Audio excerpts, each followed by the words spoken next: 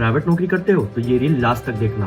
भारत का संविधान हमें गरिमापूर्ण जीवन जीने का अधिकार देता है, जिसमें 8 से 9 घंटे की नौकरी और बाकी टाइम अपनी फैमिली और फ्रेंड्स के साथ। लेकिन अगर आपके साथ ऐसा नहीं हो रहा है तो जान लो ये कानून और अपने अधिकार। अगर आप किसी मैन्युफैक्चरिंग यूनिट में काम करते हैं, जैसे कि textile, sugar, cement, food processing, तो आप आते हैं फैक्ट्री एक्ट के अंतर्गत। और अगर आप किसी दुकान, कमर्शियल या सर्विस प्रोवाइडर के पास काम करते हैं, जैसे कि दुकान, office, private school, college, hospital, clinic, hotel, restaurant, coaching centre, call centre या कोई IT कंपनी या एक्सेट्रा, तो आप आते हैं shops and commercial establishments act के अंतर्गत, जिसमें ये बिल्कुल क्लियरली मेंशन है कि आपको पर डे 8 से 9 घंटे विद ब्रेक और सप्ताह का 48 घंटे से ज्यादा काम नहीं लिया जा सकता।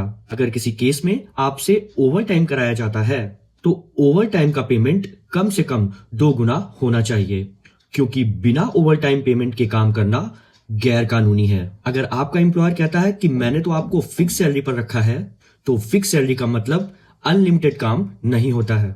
लेबर लॉज तब भी लगते हैं।